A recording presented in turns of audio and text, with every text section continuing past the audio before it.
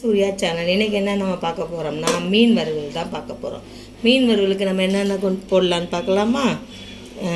மீன் பொடி, மிளகுத்தூள், கொஞ்சோண்டு தனி மிளகாத்தூள், கார்ன்ஃப்ளவர் மாவு, அரை லெமன்லேயே கொஞ்சோண்டு லெமன், கொஞ்சோண்டு உப்பு, இது எல்லாத்தையும் போட்டு கலந்துக்கலாம். வாங்க, இப்போ எல்லா மசாலாவும் போட்டாச்சு, இப்போ நல்லா பரட்டிக்கலாம். தண்ணி விடாதீங்க, பரட்டிக்கோங்க. வேண்டுறப்ப பார்த்து தண்ணி விட்டுக்கோங்க. ரொம்ப தண்ணி விட்டால் சதன்னு ஆயிரும், அப்புறம் தெரிக்கும் நம்ம மீன் போட்டு எண்ணெயில் போட்டு பொரிக்கிறப்ப. அதனால் வேணுன்னா மட்டும் தண்ணி லைட்டாக மட்டும் தெளிங்க. இப்படின்னா தான் மசாலா எல்லாமே நல்லா ஒட்டி நல்லாயிருக்கும். இதை கொஞ்சம் நேரம் நம்ம என்ன செய்யணும்னா நல்லா மசாலா ஒட்டுற வரைக்கும் பிசைஞ்சிட்டு, இன்னும் கொஞ்சோண்டு தண்ணி பத்தலை, கொஞ்சமாக ஊற்றிக்கிறேன்.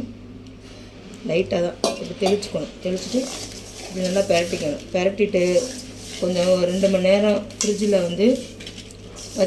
ஊற வச்சிட்டோம்னா கொஞ்சம் பொரிக்கிறதுக்கு நல்லாயிருக்கும். நான் பரட்டி ஃப்ரிட்ஜில் வைக்க போகிறேன். நான் பொரிக்கிறப்ப உங்கள்கிட்ட காமிக்கிறேன்.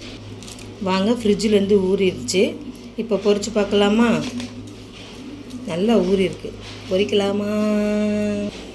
இப்போ மீனை நம்ம வறுக்க போகிறோம்.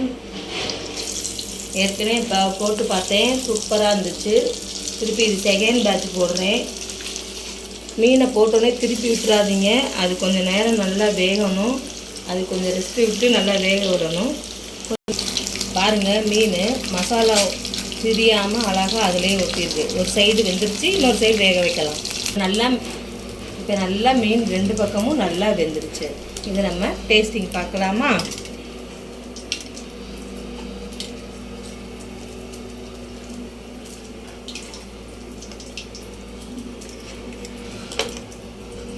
உள்ளே நல்லா வெந்திருக்கு பாருங்கள், சூப்பராக இருக்கா? மசாலா எதுவுமே உள்ள நல்லாயிருக்கும். டேஸ்டிங் பார்க்கலாமா? எம்மி. நீங்களும் இந்த மாதிரி செஞ்சு பாருங்கள். செஞ்சு பார்த்துட்டு எனக்கு சொல்லுங்கள்.